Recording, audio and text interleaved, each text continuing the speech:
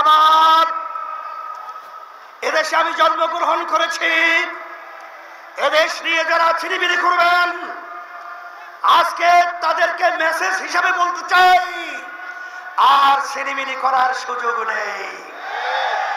আজকে জনগণ রাস্তায় নেমে এসেছে, আজকে বলন্দ আওয়াজ তুলেছে, আজকে স্লোগানে মুখরিত হয়েছে, আর চাঁদাবাজদের জায়গা বাংলার জমিনে হবে না।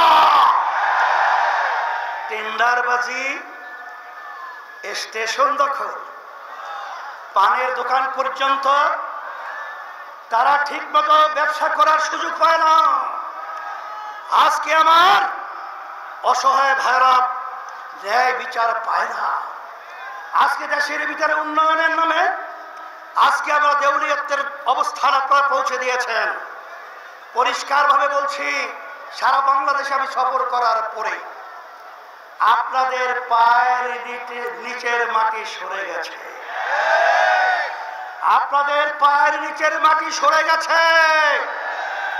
এখনো যদি আপনারা না বুঝেন তাহলে আপনাদেরকেও সেই ইতিহাস গুনতে হবে, যে ইতিহাসের মাধ্যমে শেখ হাসিনা বলেছিল যে শেখ হাসিনা পালায় না, কিন্তু ভাগ পাক করেও খেয়েও যেতে পারে নাই।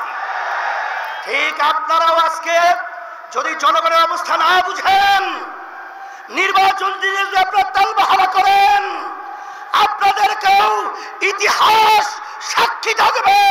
বাংলাদেশের মানুষ আপনাদেরকেও সেভাবে বাংলার জমিন থেকে উৎখাত করে যাবে, বাংলার জমিনে আপনাদের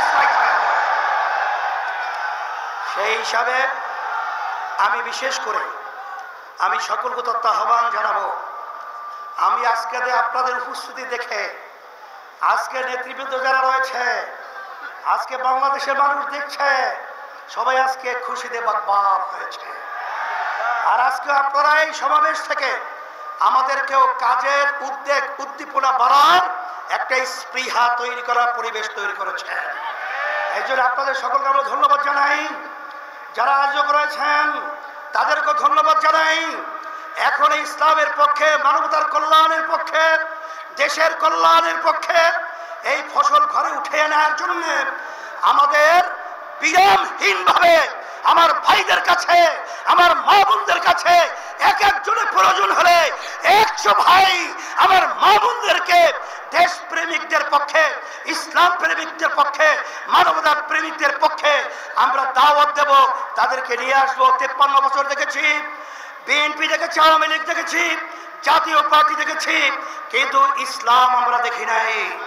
আমি সকল উদাত্ত আহ্বান যারা বসেন, একবারের মতো হলেও আপনার কি ইসলামের জন্য একবার যদি আপনারা আমাদেরকে, আমাদের সবাইকে যদি আপনারা বাংলাদেশের সংসদের মধ্যে আপনারা উড্ডীন করতে পারেন, আমি আপনাদেরকে পরিষ্কারভাবে বলতে পারি এই দেশের ভিতরে আল্লাহর রহমতে আর মায়ের কোল খালি হবে না ইনশাআল্লাহ। আর চাঁদাবাজি থাকবে না, আর গুন্ডা থাকবে না, আর এরকম অবিচার এই বাংলাদেশের মধ্যে থাকবে না ইনশাআল্লাহ। আর দেশ দিন আর দিন উন্নয়ন লাভ করবে, এটাই হলো বাস্তবতা। এবং খালেদা জিয়া সহ জামাতের আব্দুল্লাহ মোহাম্মদ তাহের ভাই সহ অনেকে অসুস্থ, দোয়া চেয়েছে আল্লাহ সবাইকে সুস্থ করুক। ওয়া আখির দাওয়ানা আলহামদুলিল্লাহি রাব্বিল আলামিন।